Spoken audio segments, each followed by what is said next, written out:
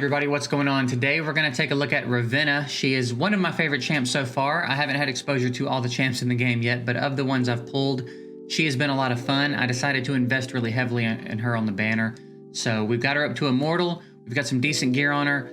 We've, again, invested a lot in her, and I feel like I have a pretty good picture of how useful she is. I think she's incredible.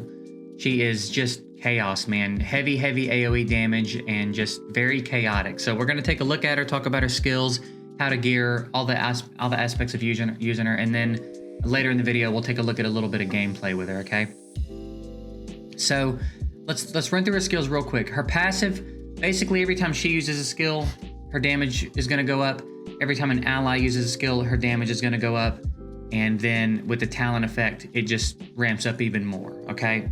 That's the gist of the passive. The common, she's going to fire in kind of a cone-shaped area, or a fan-shaped area rather, in front of her. And if it hits an enemy that has defense down or wound, the rounds are going to explode, inflicting an additional 110% attack as damage per status effect. That's a lot of extra damage. It's doing 90% initially. If they have defense reduced or wound, it's doing an additional 110% attack, not to mention the extra damage she's going to be doing because they have defense down. So if you can get a defense down on the team, for instance, if you have Luke, if you pulled on both banners and you got Luke, they're going to do really well together. Luke is going to set her up to do a tremendous amount of extra damage, right? So I think Bot Mark II has a defense down. I don't know all the champs yet that have defense down, but those are two that I can think of. And if you can incorporate that into your composition, you'll do really well. She's going to do a lot of extra damage that way. She sets herself up with wound though, so that's one nice thing. But 110% attack as damage per status effect. So if you can get both of them, that is so much extra damage. All right, it's nutty. And then for the talent on this one, frenzied after casting frenzied shooting skill 3 times, the next incendiary grenade fires 3 grenades, and then that's this skill here. She shoots a grenade up. It lands, it does 63% attack as damage to all enemies in a 2-meter radius. The grenade inflicts wound on everyone it hits, and then inflicts 10% attack as damage per second for 5 seconds, stacking up to 3 times. And that's where that firing at 3 times comes into play, all right? The talent on this one is really, really good. It increases the radius, it increases the amount of damage being ticked, and it increases the duration that the damage ticks. It increases every aspect of damage being done by the skill, okay? So it's a very important talent to get, and I think it's one you can get fairly early. And then her ultimate, she enters a frenzied state, temporarily increasing her skill damage by 20% and rapidly casting 1 instance of incendiary grenade and 2 instances of frenzied shooting at the target area. And then when you get her talent, she casts another instance of frenzied shooting. So like I said, she's just chaos. She's just constantly dropping grenades and explosive rounds and AoE damage in that fan-shaped area. And the longer the fight goes on, the more her damage is going to ramp up. And you'll see that in the gameplay. It's just insane. She's a lot of fun. She's a really fun champ. I'm using her in most places. I think the only place I don't really use her is Terra Dome, because she stays outside of the cone and she doesn't do any damage, right? Or not the cone, the ring that the boss sits in. So I think pretty much everywhere except Terra Dome she's good. I use her in Deesa Caves as one of my damage dealers. Now, I run a comp that has 2 other multi-hitters. I don't know if you can get away with just her and another multi-hitter. I don't know if she's hitting quite enough to get away with that, but you'll see the comp I'm running and how she fits into it.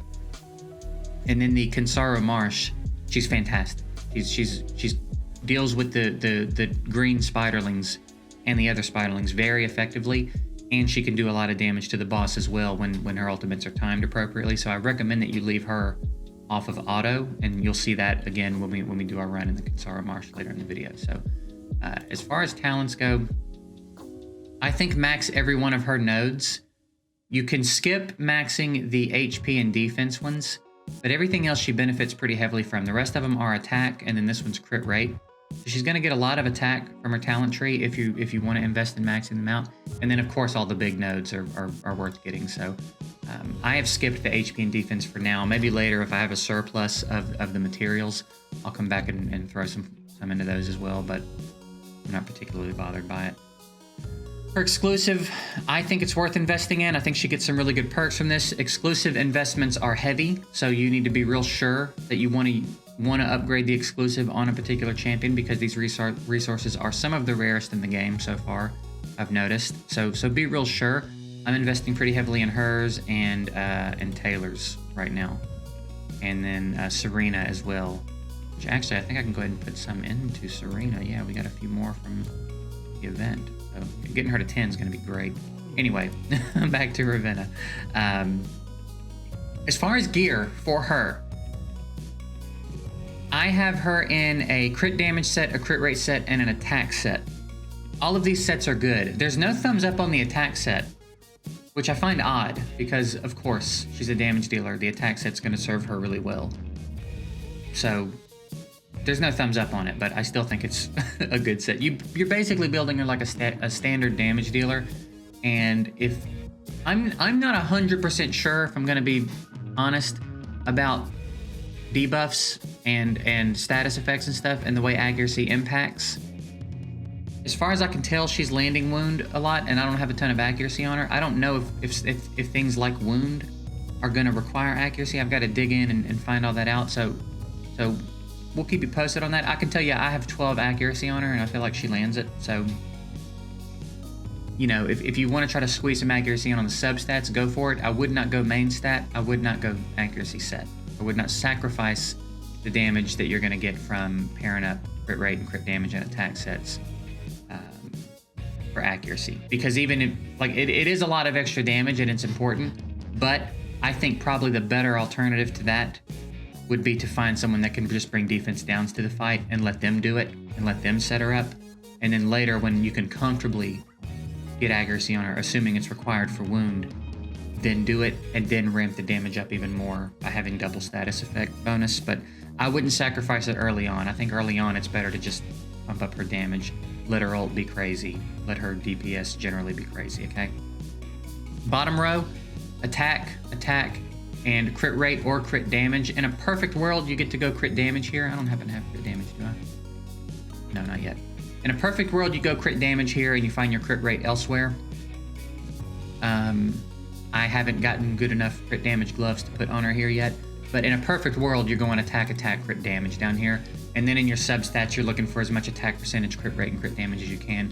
And then again, if you want to squeeze a little accuracy in where possible, go for it. But I think just worry about her damage, figure much later, and you can hit those stats more comfortably, okay? So that's what I would recommend as far as sets for. We'll do some more testing with the 4-piece sets as we get our hands on more of it.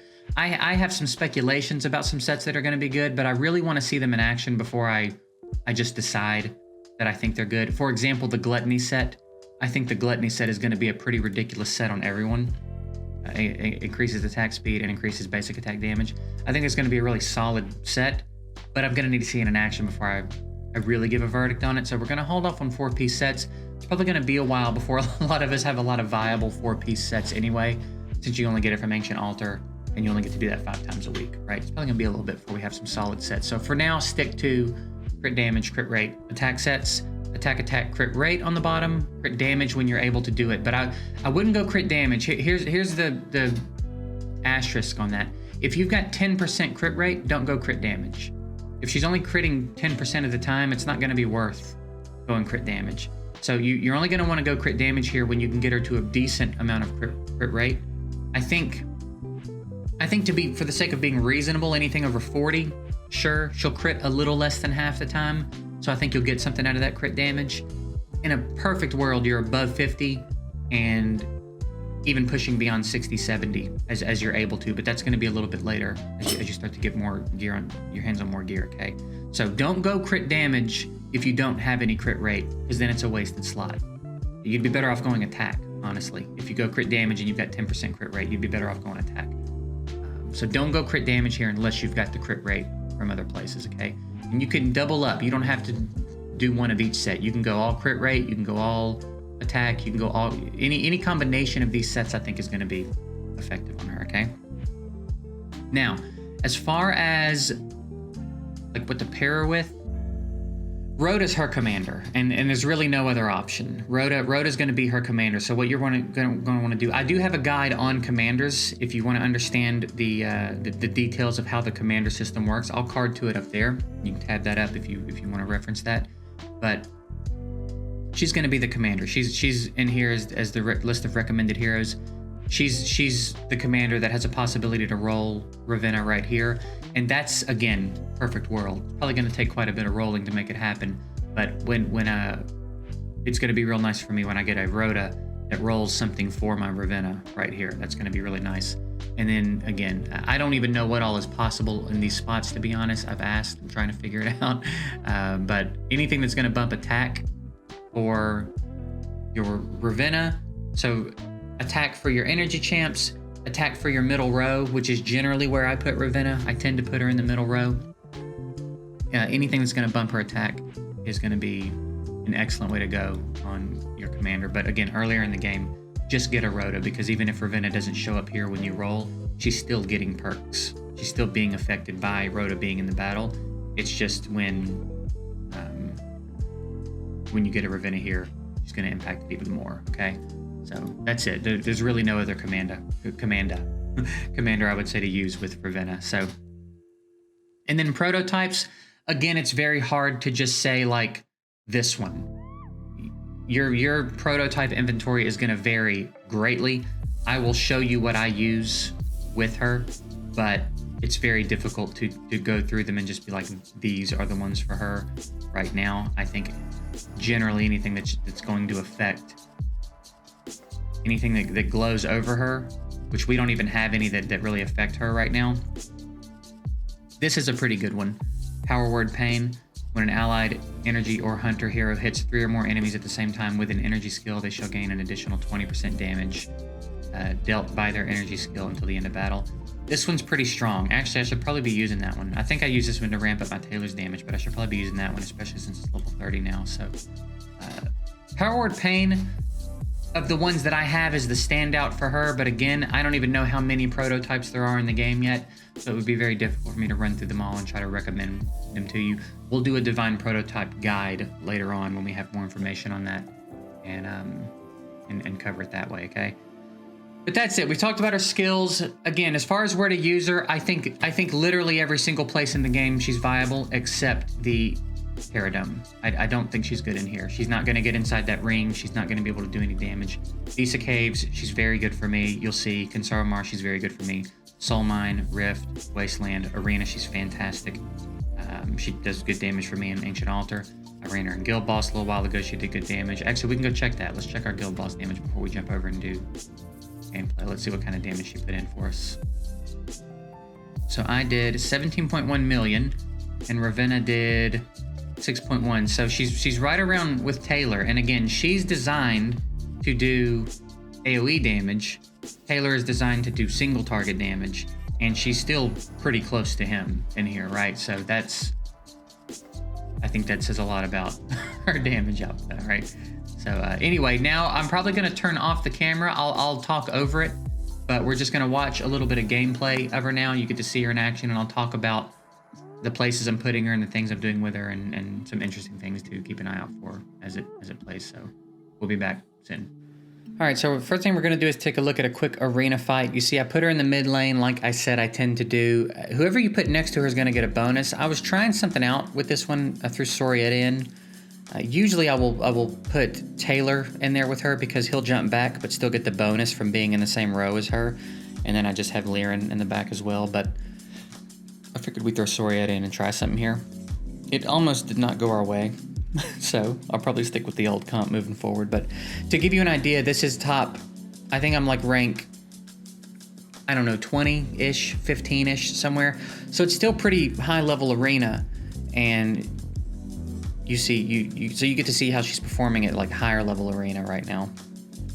Yeah, I think I was ranked 20 when I went into this fight and ranked 17 after. But 1.6 million damage out of her in that fight. So that's pretty solid. And then now we're going to do a Deesa Caves run. Again, she's in the mid lane. I have Sorietta with her here as well. I wanted Sorietta to get the bonus in here. Just keep Taylor in the back. And this one, keep an eye on like keep an eye on her damage when we get him to his first shield at 90%, and then watch the damage ramp up like by the end of the fight. She's very good in here. The thing is, I don't think she can be your second multi-hitter. So like right now she's got 1 million damage and he's at 90%. So you would think she'd have 10 million, around like 10 million by the end of the fight, but watch how much damage she has at the end of the fight. And you can kind of see that damage ramp up illustrated. You have to run 2 multi-hitters with her, I think. Anytime I've tried to swap out Sorietta and just make it like Ravenna and Taylor, or vice versa, Ravenna and Sorietta, we can't quite get to the shield. So I think you have to be able to keep 2 other multi-hitters alive with a healer in order to do this properly. You could try 2 healers in the front and then your 2 multi-hitters and Ravenna behind, but I think if you can manage to keep everyone alive, her damage in here is insane. And when you get to 12, because this is stage 11, when you get to 12 and the healing beetle starts to show up, she does a really good job of getting it out of there quickly.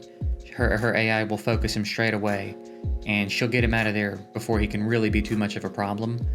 So she's really, really good in here, but again, you kind of have to, the rest of the comp has to also be able to sustain a bit. That AoE hit that he drops periodically is real hard to sustain through an entire fight with 1 healer.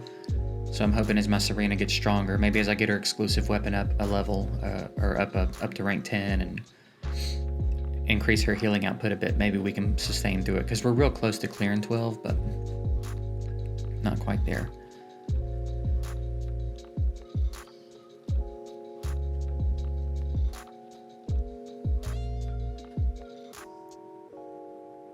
Okay, so you see when we were at 90%, she had 1 million, so you'd think roughly 10 million by the end of the fight. She ended with 11.4, so that's a pretty substantial damage ramp up, right, as the fight went on.